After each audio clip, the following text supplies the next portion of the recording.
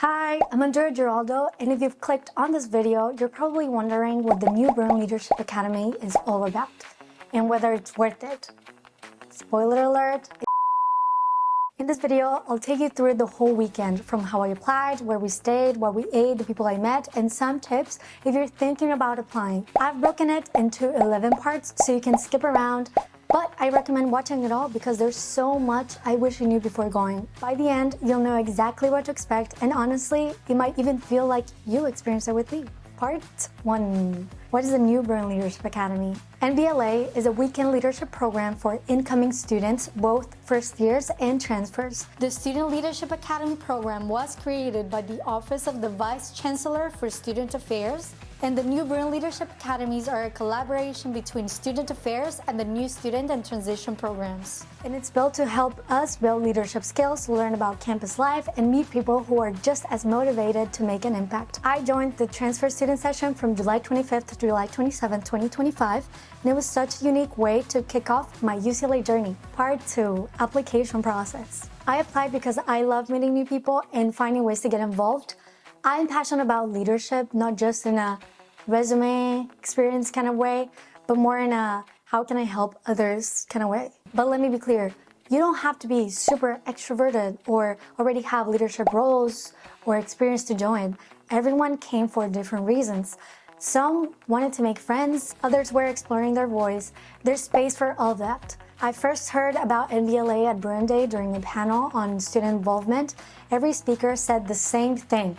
Literally, apply to NBLA. So when I got an email saying the deadline was extended, I jumped on it. I literally applied on the very last day. To apply, you submit 2 one-minute videos, one about yourself and one on why you want to attend. Then you answer a short written prompt about someone you admire as a leader. And here's what the review team told me later. They were not looking for perfection or experience. They were looking for people who wanted to be there, who had a purpose. For example, I didn't choose a famous leader to talk about in my application.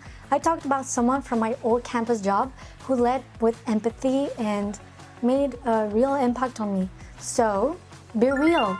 That's literally what matters most. Part 3. Transportation. After a full day of orientation at the main UCLA campus, we all met up around 7:30 p.m. to head to the South Bay campus. That's where the NBLA takes place, at the housing villas in Palos Verdes. You don't need to carry your luggage around all day at orientation. Thankfully, they have a luggage drop-off before it starts. Just get there early, okay? Orientation starts at 7:45 a.m. When we got to the villas, we were exhausted, but so amazed. Oh my goodness, the setup is gorgeous. Villas arranged around a big open courtyard with basketball courts, a volleyball net, a cabin, and a pool. But heads up, the pool is off limits, so do not pack your swimsuit. Part 4. Lodging and roommates. Our villa had 2 floors, 3 bedrooms, and 2 full bathrooms, and I shared it with 5 other students.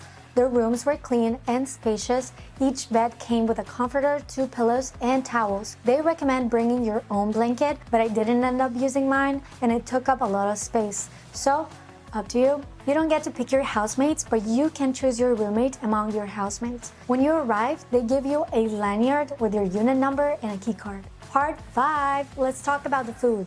It was so good. So good. Oh my god. We didn't get dinner the first night, so eat beforehand. But after that, every meal was covered. We had breakfast, lunch, and dinner on day 2, and breakfast and lunch on day 3. It was buffet style. Eggs, potatoes, pancakes for breakfast, tacos, egg sandwiches, and Middle Eastern food for lunch. Plus, a 24/7 snack bar with ramen, candy, tea, soda, coffee, and much more. Okay, I'm gonna grab a blue one. Wait, all mine are like the same color. Is that normal? No. It's not normal. If you have dietary restrictions, email the team in advance. They do have vegetarian options, but you have to let them know.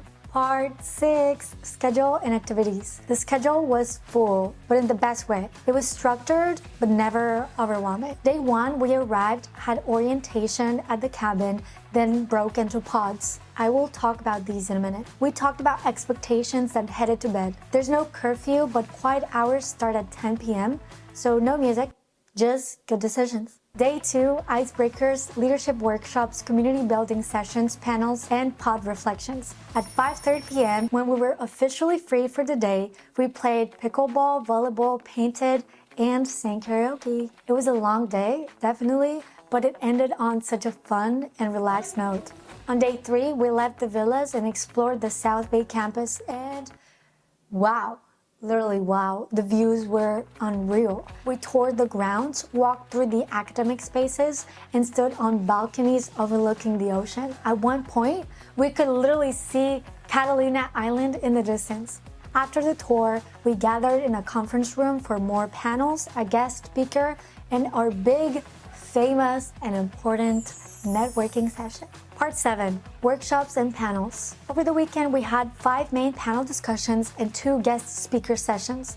These weren't just lectures, they were interactive, reflective, and very, very relevant. We shared our thoughts, asked questions, and learned directly from UCLA alumni and professionals doing amazing work. The coolest parts, all of them were open to connecting, and we even got their contact information. Every single session gave me something new, not just about leadership, but about what I can accomplish in the next 2 years at UCLA. Part 8, pods. Pods are small groups you're assigned to. You'll see your pod number on your name tag. We meet regularly to reflect on what we were learning, talk about our goals, and just check in emotionally. The space felt safe and honest, like people actually wanted to hear what you had to say. It helped me build real friendships and honestly boosted my confidence. Each pod had about 8 people, and over time it felt like we really got to know each other. Part 9, community and connections. One of the most valuable parts of NBLA was the connections. Everyone came in wanting to meet people, and that made it so easy to start conversations.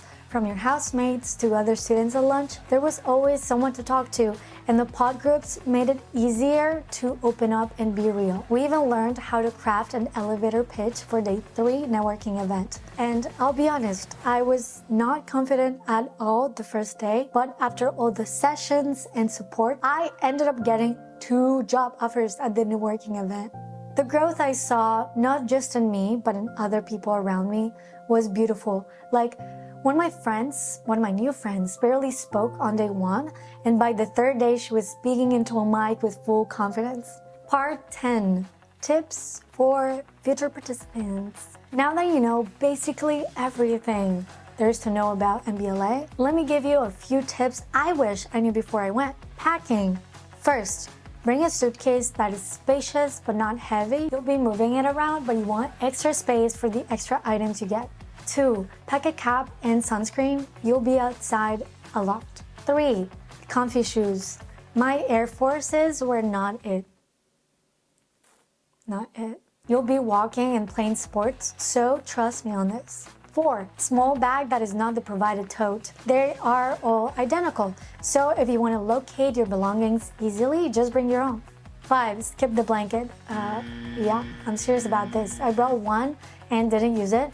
Took up space, and honestly, just with a comforter, you'll be hot at night. 6, semi-formal outfit for day 3. It just helps you feel more confident when networking with everyone. Everyone had it except one person, and I think they were feeling a little bit out of place. So, don't forget it. Now let's talk mindset.